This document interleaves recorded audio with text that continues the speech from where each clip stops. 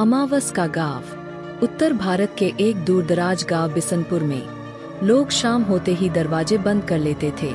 यहाँ की गलियों में रात के अंधेरे में सिर्फ हवा चलती थी और कभी कभी कोई अनदेखी परछाई। गांव के बुजुर्ग कहते थे, अमावस की रात यहाँ कोई नहीं रुकता, जो रुकता है वो लौट कर नहीं आता। अजनबी का आगमन।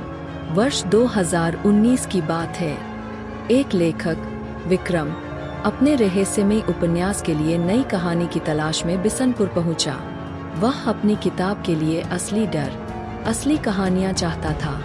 गांव वालों से जब उसने अमावस की कहानी सुनी तो उसकी दिलचस्पी और भी बढ़ गई। मैं अमावस की रात यही रुकूंगा, विक्रम ने मुस्कुराते हुए कहा। गांव के मुखिया ने चेताया, बाबूजी, यहाँ डर कल्पना नहीं, हकीकत है।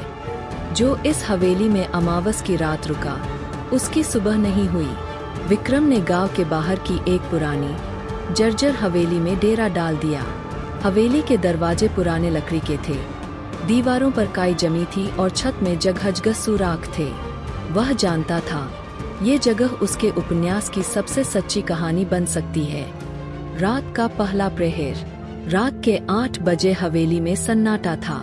विक्रम ने अपना कैमरा सेट किया, वॉइस रिकॉर्डर ऑन किया और कुछ नोट्स लेने लगा।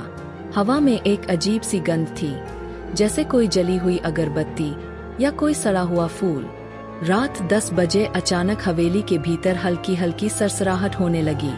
दीवारें जैसे किसी की सांस ले रही हों, कहीं से किसी के चलने की आहट, और फिर दरवाजे पर दस्तक। ठक ठक ठक ठक। विक्रम ने दरवाजा खोला।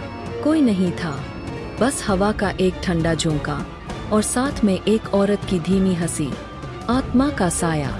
12 बजने में कुछ ही मिनट बाकी थे जब कैमरे की स्क्रीन पर अचानक एक आकृति उभरी। सफेद साड़ी, बिखरे बाल और जलती हुई आंखें। मेरा नाम मत लेना, मेरा नाम मत लेना। वह औरत बुदबुदा रही थी। विक्रम की सांसें थम गईं। तुम कौन हो? उसने कांपती आवाज में पूछा। औरत ने अचानक सिर उठाया और एक तेज चीख मारी। विक्रम के कान सुन्न हो गए। अगले ही पल कैमरा बंद हो गया, लाइटें फूट गईं और हवेली जैसे कंपा उठी। वह औरत हवेली के अंदर थी अब, और विक्रम बेहोश होकर गिर पड़ा। सुबह की खामोशी।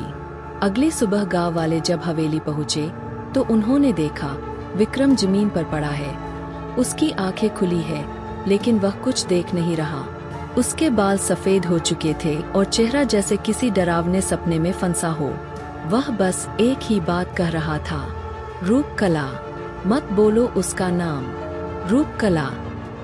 गांव के बुजुर्गों ने सब कुछ समझ लिया। उन्होंने बाकी गांव वालों को हवेली से दूर रखा। बीते अतीत का सच। रूपकला, ये नाम बिसनपुर के इतिहास का सबसे डरावना सच था। वह एक तांत्रिक औरत थी जो अमावस की रात मासूम बच्चों की बलि देकर अमरता की साधना करती थी।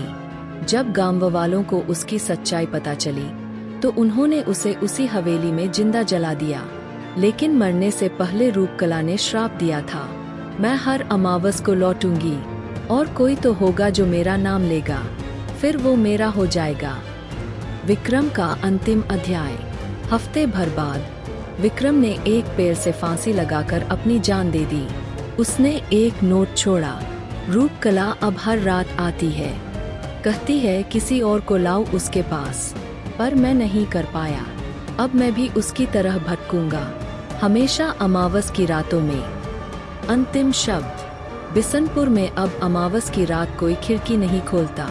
हवेली अब भी वही खड़ी है, सड़ी दीवारों, टूटी खिड़कियों और एक अदृश्य आँख से सब कुछ देखती हुई।